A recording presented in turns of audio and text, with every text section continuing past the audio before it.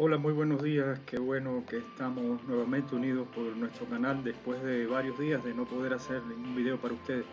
Pues realmente ha habido mucho trabajo en este tiempo y a pesar de tenerlo ya la producción de este contenido, pues no me había sido posible la grabación del mismo. Este es un contenido muy interesante que sé que les va a gustar. Se lo dedico también a un familiar muy querido que tengo que lleva varios días sufriendo por este síntoma y le había prometido que iba a hablar un poquito sobre esta cuestión. Este síntoma que vamos a ver hoy, pues es el estreñimiento.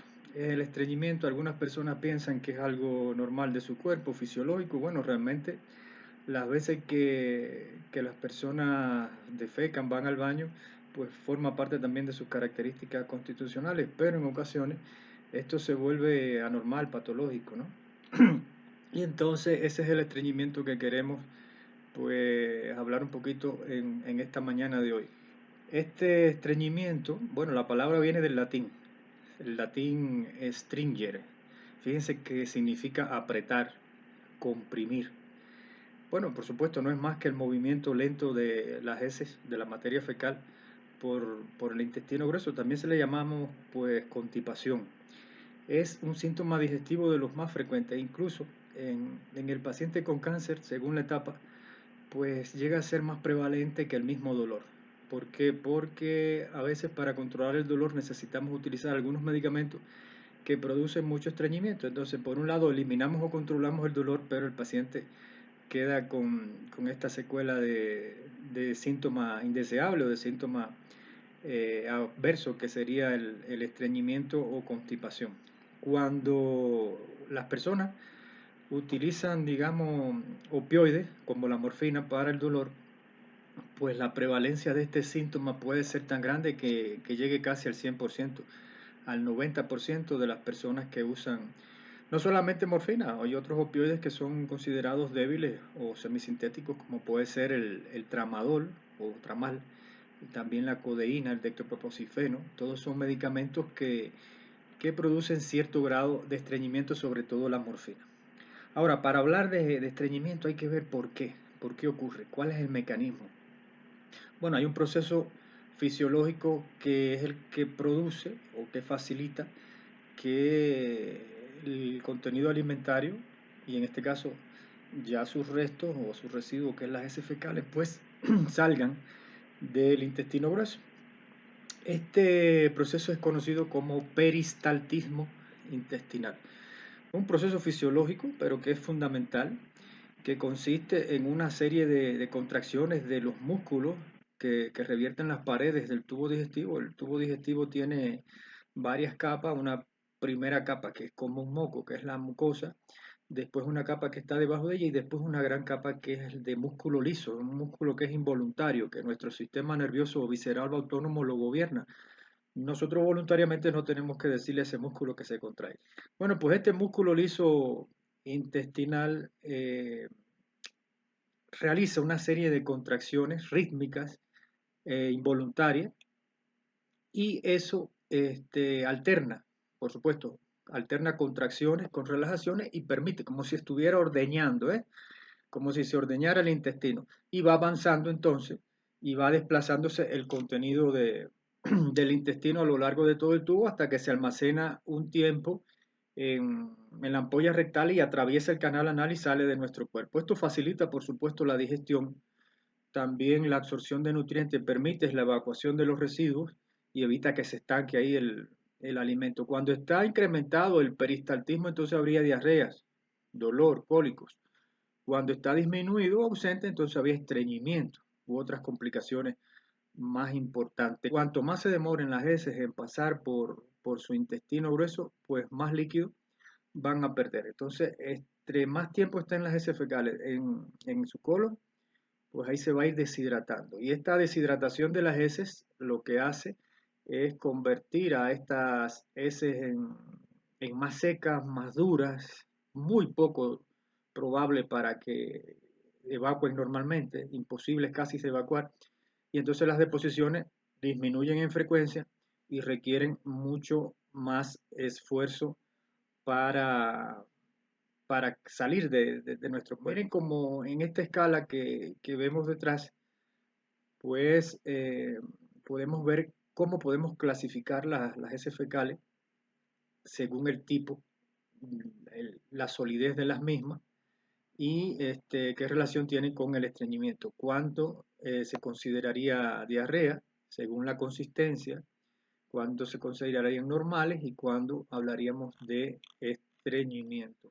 Ahora bien, ¿cuáles son las manifestaciones de este estreñimiento? Yo creo que casi todo el mundo pues, ha sufrido esta alteración en su proceso fisiológico, alteración en el ritmo, ya sea por exceso de diarrea o por defecto o estreñimiento. Pero de manera general, las personas que van dos o que tienen menos de dos evacuaciones intestinales en una semana se pueden considerar que tienen estreñimiento. Las heces en este caso serían secas, duras, aunque pueden ser heces muy firmes y redondas, compuestas por pequeñas bolitas muy duras, como las excretas de los conejos, de, de los chivos, ¿verdad? Miren la figura. Aquí también se consideran estreñimiento, aunque se produzcan todos los días. Y la característica de las heces esta, pues se puede considerar también el sigma. Por supuesto que habrá disconfort, malestar cuando se va al baño, cuando se va a evacuar, habrá pujos, dolor, incluso puede haber cólicos, aparece esta sensación de tenesmo rectal, que es cuando vamos al baño y la necesidad es insatisfecha. Sentimos que fuimos, pero que quedó algo por dentro, que no sentimos satisfacción. Y volvemos y volvemos y volvemos. Esto nos puede pasar cuando defecamos, pero también al orinar. Se llama tenesmo rectal, esa sensación de no satisfacción con esta función. Algunas personas que tienen estreñimiento crónico, pues también nos dicen, mire, tengo un mal aliento, halitosis, muchos gases, gases, timpanismo, ruido, le llamamos meteorismo, o me dice tengo la panza hinchada, tengo dolor, molestia, le llamamos entonces distensión en este caso. Bueno, ¿y qué causa entonces el estreñimiento en las personas con cáncer? Específicamente en la población con cáncer, la etiología, la causa son varias. Causas generales, por supuesto, como puede ser la disminución en la ingestión oral, no come, no forma heces fecales, para tener heces fecales pues hay que alimentarse diariamente. Poca ingesta en esta dieta, sobre todo de frutas, pocas verduras, cereales integrales. También las personas encamadas, disminuye el movimiento del intestino. La debilidad, la pérdida de proteína, pues le comentaba que el tubo digestivo está formado también por músculo y uno de los elementos formadores de músculos fundamentales son nuestras proteínas. El tratamiento al cáncer en sí muchas veces lleva a que la persona esté débil, que modifique su apetito, que sienta sabores que no son normales, olores desagradables, y eso le modifica totalmente su patrón de alimentación. Otro factor importante es el emocional y tiene que ver con la dificultad para adaptarse a nuevas situaciones, como puede ser ir a un baño que no es el de la persona, a una habitación que no es la suya, cuando ingresa el paciente a un hospital, cuando tiene que compartir habitación para bañarse, para ir al baño a defecar con otras personas, y esto realmente puede ser una causa importante de estreñimiento, igual que el paciente cuando tiene confusión, altera este patrón y puede tener este estreñimiento que yo les comentaba. Bueno, otras de estas causas de estreñimiento en el paciente con cáncer puede ser propiamente ciertos tipos de tumores, ¿verdad? Que presionan, que comprimen, que desplazan el colon u otros órganos del abdomen o la pelvis y dificultan el paso de las heces por el intestino, pero otras veces estos tumores pueden afectar los nervios de la columna vertebral que conectan con el intestino, que regulan la función intestinal. Tratamientos contra el cáncer, como la quimioterapia, tienen en algunas ocasiones efectos sobre el movimiento del intestino y provocan estreñimiento. Muchos medicamentos, en primer lugar, los opiáceos. Entre los opiáceos tenemos la morfina, otros como el tramadol, la codeína, que ponen a reposar el intestino y también lo deshidratan. Vamos a ver más adelante.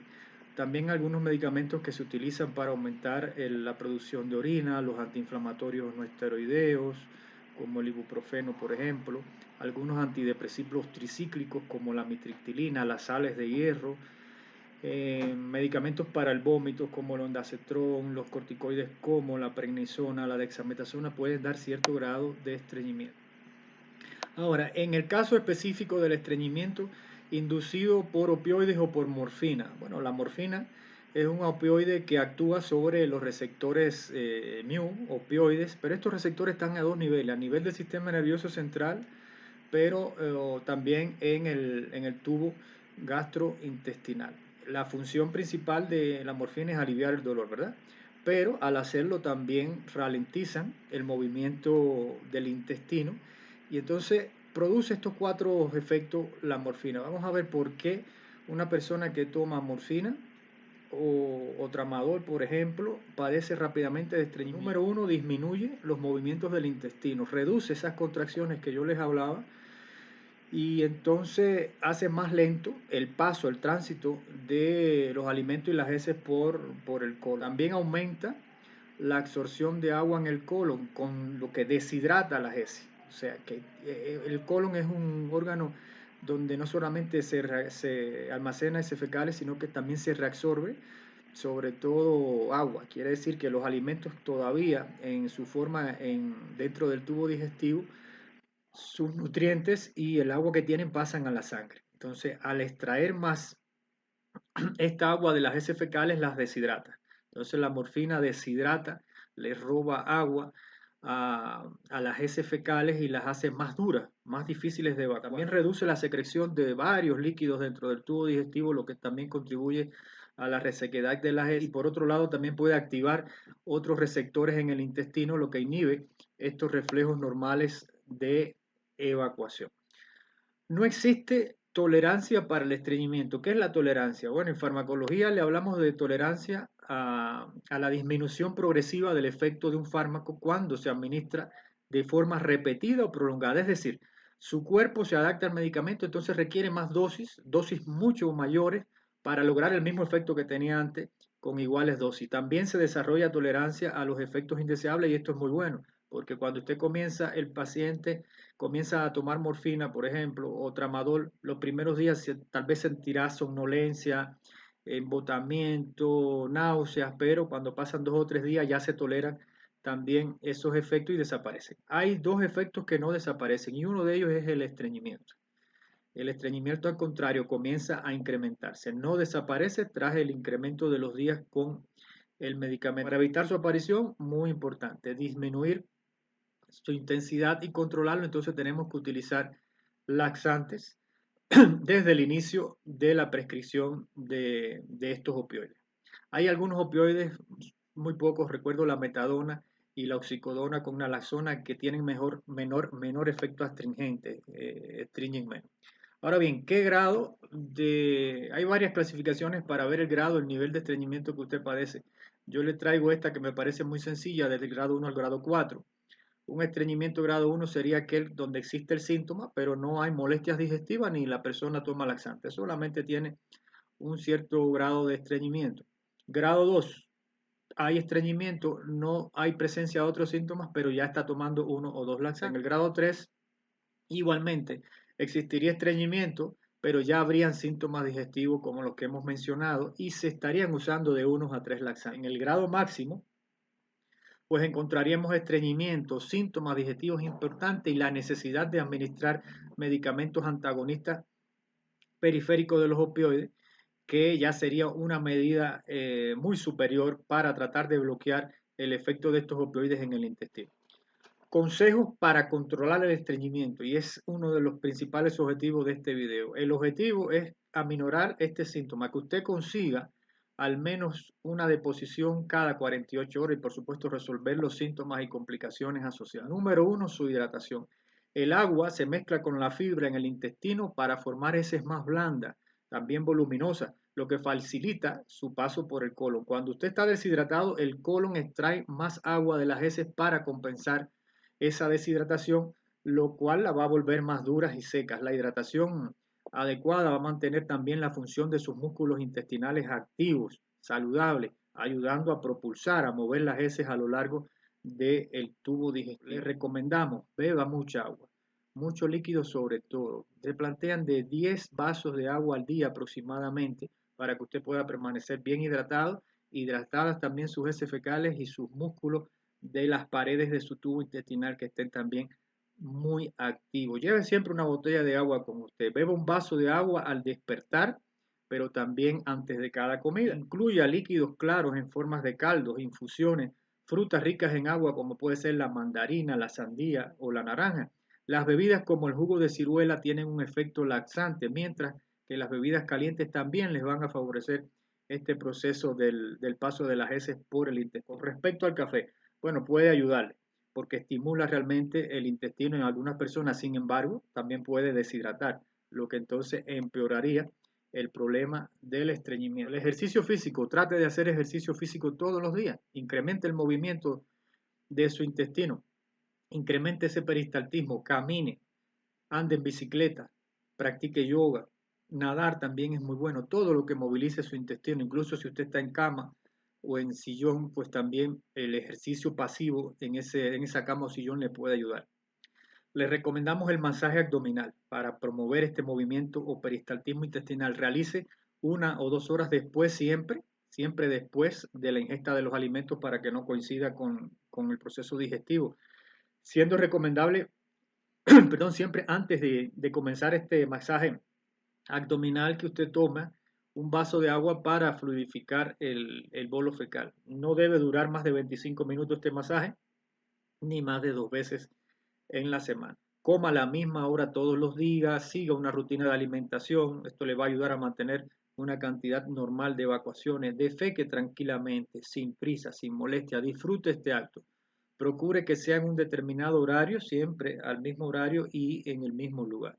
Use un reposapiés para tomar o para tener que sus pies elevados unos 20 o 30 centímetros por encima del suelo mientras usted defeque. Fíjese que esta es la posición que le va a facilitar más la salida de las heces fecales. Es la posición natural, fisiológica para defecar. Por eso es la posición que adoptan los niños cuando no le enseñamos a ir al baño. Pues venimos diseñados genéticamente para adoptar esta posición que es cuando se facilita más la salida de las heces fecales de nuestro cuerpo. Su dieta debe ser rica en fibras vegetales. Le recomendamos comer frutas y vegetales varias veces al día, pues la dieta pobre en fibra está comprobado que es la principal causa de estreñimiento en la población sana. Ahora, con respecto a la fibra, bueno, la fibra es un tipo de carbohidrato que el cuerpo no puede digerir, se quedan ahí, en el intestino, por eso forman o ayudan a formar el bolo fecal. Ayuda también la fibra a controlar los niveles de azúcar en sangre, reducir el colesterol y a tener buena digestión. Hay una fibra soluble y una fibra insoluble. La fibra insoluble ayuda a que los alimentos pasen por los intestinos sin perder demasiada agua. Las fuentes de fibras insolubles incluyen la quinoa, el arroz integral, las papas, frutas con piel comestible, almendras, nueces, las semillas y las verduras verdes. Las ciruelas pasas, por su parte, son un remedio natural poderoso. Fíjense que contiene sorbitol, un laxante natural y además que es una fibra insoluble. Consumir la manzana o las uvas crudas y con la piel es recomendable, ya que en esta piel contienen fibras insolubles que estimulan el movimiento intestinal. Este tipo de fibras, las insolubles, pues como vemos es mejor para prevenir y tratar o controlar el estreñimiento. Hay que comer unos 35 gramos de fibras insolubles todos los días para prevenir el estreñimiento. Recuerden que como son insolubles, ellas no se disuelven en agua, no atrapan agua, no roban agua y por tanto lo que hacen este tipo de fibra es que va a aumentar el volumen de las heces fecales y la va a fluidificar, ¿verdad? Porque no se disuelven en el agua. Ahora, ¿qué vamos a evitar? Vamos a evitar lo siguiente, ojo con esto, mucha fibra necesita aún más agua, ya que la fibra sin suficiente líquido pues puede empeorar su estreñimiento. No recomendamos la dieta rica en fibra si su ingestión de agua, si su ingestión hídrica es baja, es escasa, pues aumentaría el bolo fecal a través de estas fibras que no se digieren en una persona que tiene un movimiento intestinal que está disminuido o que está bloqueado. Por tanto, esto puede llevar a una complicación que es la impactación fecal. La fibra soluble, como les decía, por un lado no se digiere. Esta fibra no se digiere. Por otra se disuelve en agua y entonces al disolverse en esta agua actuaría como una, digamos, como una esponja que absorbe agua y haría más difícil la salida de las heces fecales. La fibra soluble entonces pudiera empeorar su estreñimiento porque al hacer más lento el paso de los alimentos por los intestinos y a extraerle agua, nosotros le llamamos secuestro hídrico, pues entonces dificulta el paso del intestino. Todo lo que robe agua dentro del intestino, todo lo que extraiga agua va a convertir sus heces más secas, más deshidratadas. Y esto es lo que pasa también con las fibras solubles, son solubles en agua, se absorbe y se mezcla con el agua, entonces la deshidrata más. Entonces va a tener un gran volumen de heces fecales, pero expensa solo de fibra, pero no va a tener cómo salir porque el movimiento intestinal está disminuido.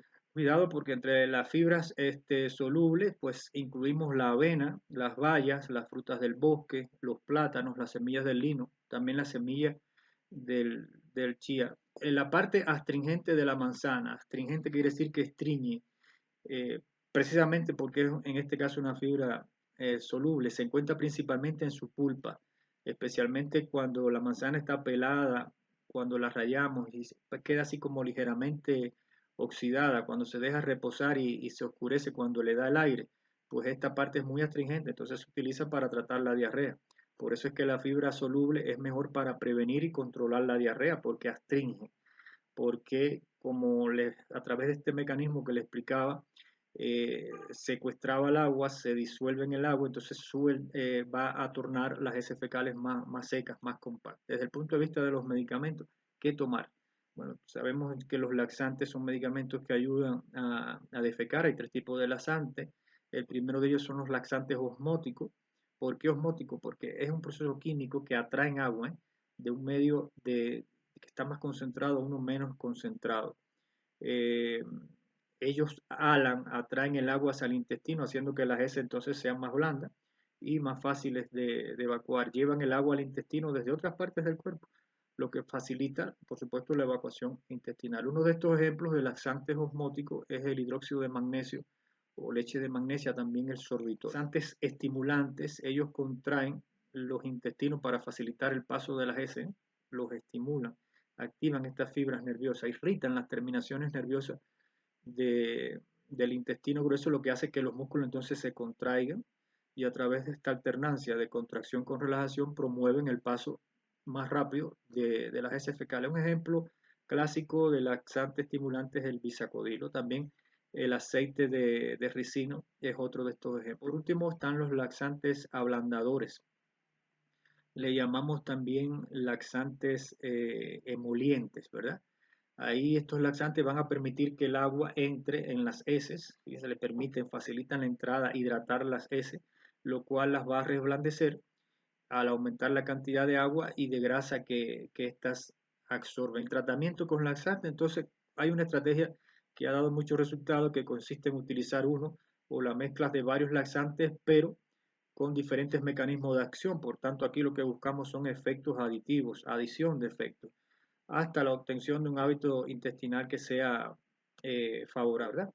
En ocasiones, fíjense, hay unas de las complicaciones más importantes que no quiero dejar de reflejar del estreñimiento crónico, que es cuando se impactan las heces fecales en el recto. Se le llama impactación fecal y puede estar aparejado a otra complicación grave que es la obstrucción intestinal, ausencia de paso, de tránsito por el intestino. Dos afecciones que ponen en peligro su vida, por lo cual requiere que usted visite al médico de forma inmediata. Entonces, la impactación fecal no es más que una condición grave en la que la masa de heces fecales muy duras, como una piedra grande, ocupando todo el recto. A veces existen fecalomas, digamos tumores de heces fecales que tienen más de 10 centímetros, de heces muy duras que quedan atascadas, impactadas dentro del recto e impiden su evacuación normal. ¿Cuáles son los signos de alarma para que usted reconozca que estamos en presencia de una impactación fecal? Dolor abdominal intenso, cólico, distensión del abdomen, el abdomen está hinchado, la sensación de plenitud, como que vas a explotar, que estás obstruido, una presión en el recto, esfuerzo excesivo para defecar, evacuación de pequeñas cantidades de heces muy dura. Y cuando aparecen estos signos que les voy a mencionar, cuidado porque requiere atención médica urgente. Náuseas y los vómitos, cuando usted ya tenía estos antecedentes de estreñimiento y estas molestias para defecar. Puede que usted vea también algunas pseudodiarreas o diarreas paradójicas. ¿Por qué? Porque alrededor del sitio obstruido, donde está este fecaloma, esta masa de ese fecales, pues las bacterias normales que tiene el intestino proliferan y producen un proceso inflamatorio que tiene como salida una exudación, una producción de pus. Usted ve ese pus y a usted le parece que son una diarrea, pero realmente es una pseudodiarrea y se debe al proceso inflamatorio alrededor de esta materia fecal. La pérdida del apetito, y cuando aparecen síntomas o manifestaciones ya neurológicas, letargo, la confusión, puede ser también este estado de embotamiento, pues es importante cuando aparecen estas manifestaciones nerviosas. Por supuesto, la aparición de fiebre, de escalofrío, nos habla de un proceso infeccioso. Y el dolor, cuando sobre todo es irruptivo, repentino, cuidado porque puede indicar que puede haber habido alguna perforación de su intestino. Cuando se habla de impactación fecal hay que buscar atención médica generalmente y tenemos dos estrategias para enfrentarlo. Ya no sería dar laxante porque no hacemos nada con propiciar este movimiento dentro del intestino. Ya la heces está formada, hay que extraerla. Ya hay que extraerla del recto y eso lo van a hacer los enemas evacuantes y los supositorios. En el caso de los enemas y supositorios son medicamentos que se introducen a través del ano al recto y pueden ser líquidos que funcionan ablandando las heces y lubricando su intestino. Los tipos más comunes pueden ser de solución salina, de lactulosa, también de diversos aceites como el aceite mineral, de almendras, de oliva. Y los supositorios, bueno, van a ser sólidos blandos que se disuelven o se derriten cuando entran en temperatura corporal. A esa temperatura ya ellos se disuelven. Los tipos más comunes incluyen los supositorios de glicerina o bisacodilo. Siempre visite al médico, no los use nunca, y al igual que los laxantes, por autoprescripción. E incluso al hablar de laxante, les recomiendo que generalmente no se suelen usar cuando ya las heces están impactadas porque causan más cólico y daño a los intestinos. O sea que les va a promover el movimiento del intestino y no va a salir este fecaloma de su recto, sino que va a haber lo primero que resblandarlo con los enemas y ayudarle a extraer. A veces es necesaria incluso la extracción manual del mismo. Bueno, es lo que tenía preparado para hoy con respecto a esta molestia tan grande que en los pacientes, digamos, que están tomando medicamentos para el dolor como puede ser el tramadol o la morfina, muchas veces más difícil resolver, les da más trabajo, más dolor de cabeza el estreñimiento que el mismo dolor, y entonces tenemos que poner una balanza, cuál es el beneficio y cuál es el riesgo de estos medicamentos. Muchas gracias por su atención. Comparte este video si siente, si conoce que tiene alguna persona, alguna amistad, algún ser querido que padece de estreñimiento, y dele esta información. Compártalo con todos sus amigos. Si no se ha suscrito a nuestro canal, suscríbase y ayúdenos a crecer para que este conocimiento llegue a más personas y alivie a muchas más en todo el mundo. Muchas gracias. Hasta entonces.